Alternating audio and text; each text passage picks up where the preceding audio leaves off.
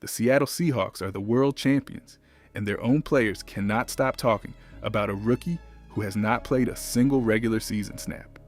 Sit with that for a second. You win Super Bowl 60. You dismantle the New England Patriots 29-13. You finish the year with the #1 defense in football. And the loudest buzz coming out of the first week of training camp is a second-round kid in the secondary, who the veterans keep raving about. That is a strange kind of problem to have, and it is a good one. That is not the sound of a team that is satisfied. That is the sound of a champion that is reloading. Mike Macdonald stood at the podium the night they lifted the trophy and said, "We're target #1 now." He meant every word of it. Every other franchise in the league spent this offseason trying to close the gap on Seattle. And Seattle spent the same months trying to widen it, which is a very different mindset than most teams bring the year after a title. So let me walk you through exactly how they did that. Because there is a rookie the locker room is buzzing about, there is a returning weapon about to be used in a way that used to terrorize this fan base twice a year. And there is a reason the odds makers still refuse to make the defending champs the favorite inside their own division. All three of those threads get answered before we are finished here. But you cannot understand this roster until you start with the group that actually won the trophy in the first place.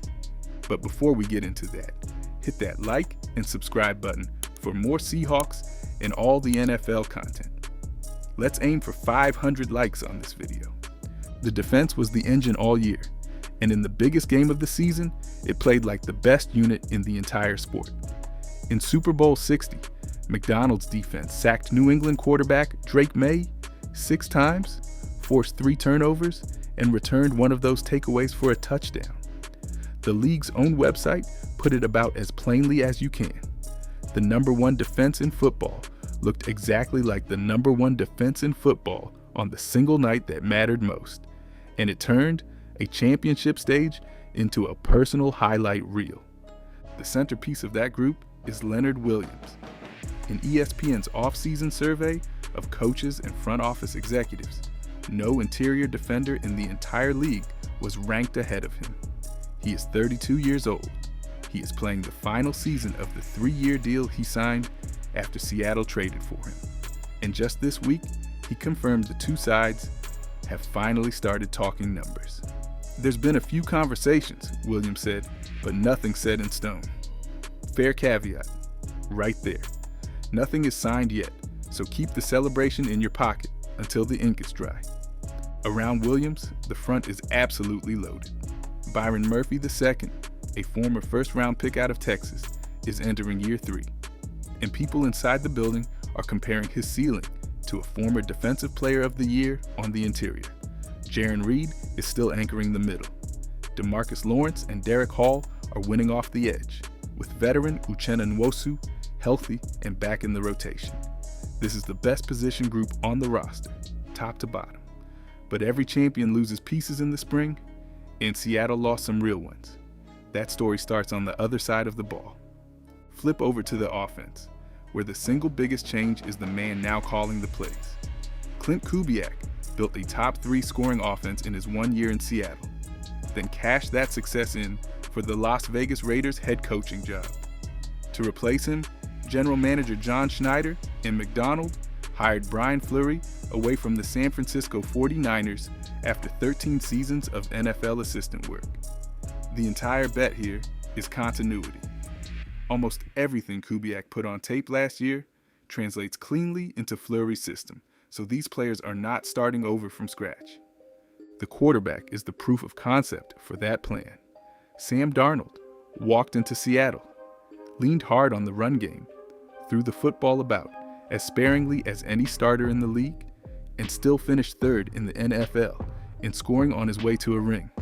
His top target then broke out in a massive way. Jackson Smith and Jigba posted 1,793 receiving yards and 10 touchdowns, earned first-team All-Pro, and got locked into a long-term extension this offseason. Cooper Kupp is still in the building as the veteran steadying presence, and tight end A.J. Barner chipped in 6 touchdowns of his own from the middle of the field. Here's the problem, though, and it is a big one. The ground game lost its heartbeat. and the man being asked to replace it has never carried a real workload in his professional life.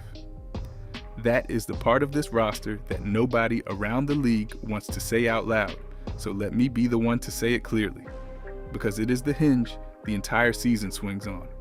The Seattle Seahawks let their Super Bowl MVP walk right out the door.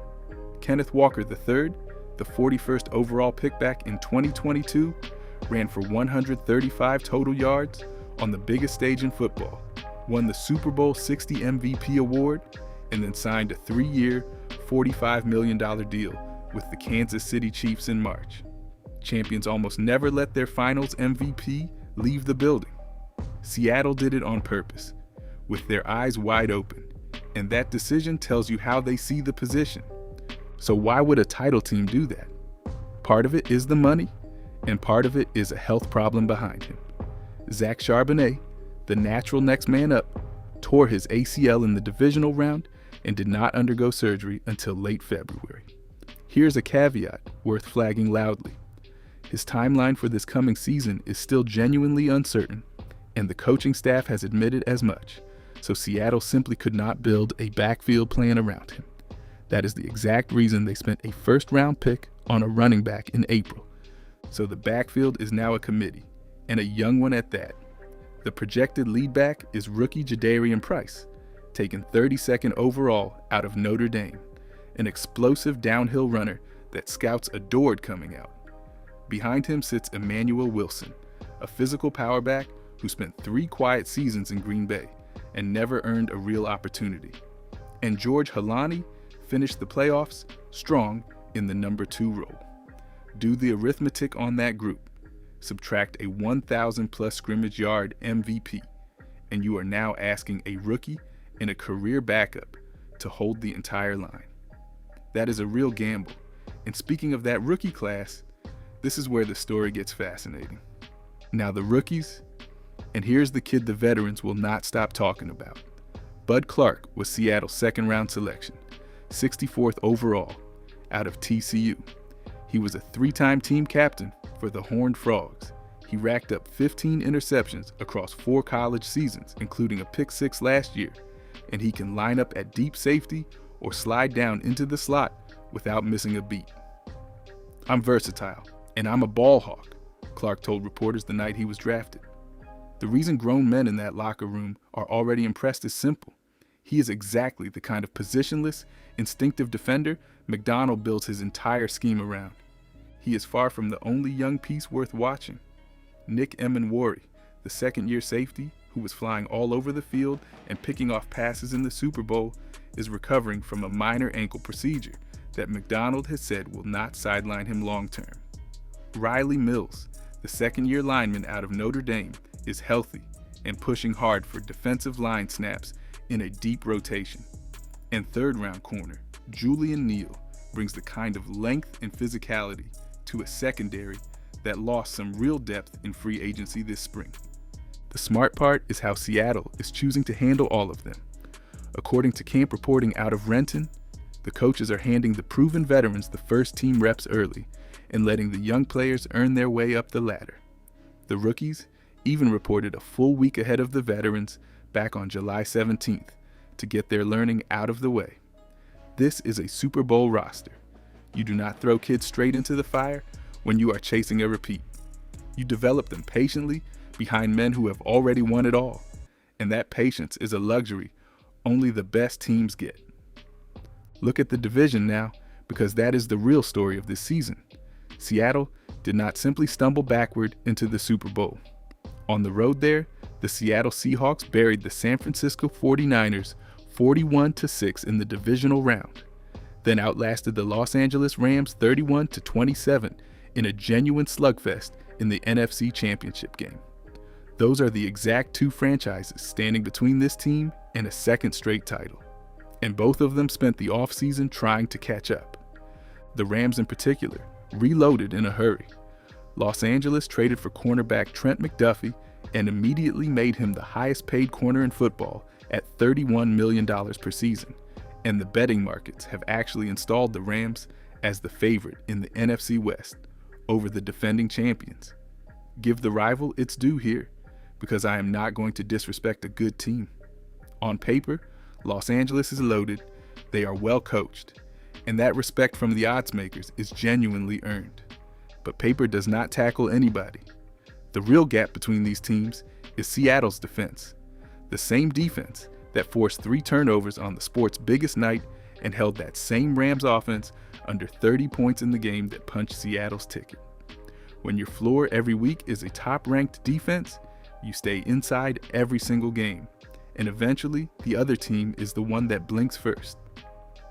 That edge is the whole reason the trophy currently lives in the Pacific Northwest, and it sets up the reveal I promised you all the way back at the start. Here is that returning weapon.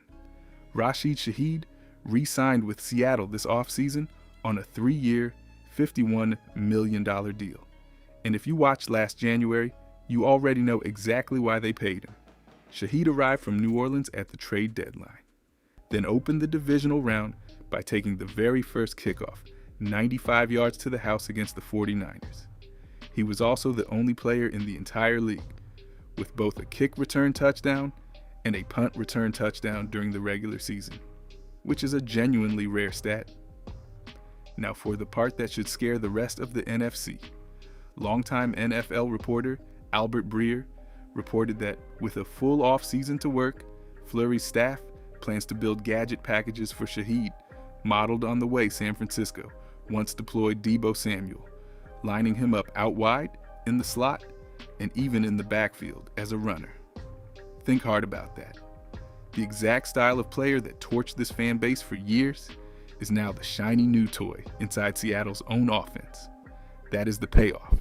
They did not just keep a return specialist, they kept a matchup nightmare and handed him to a new play caller.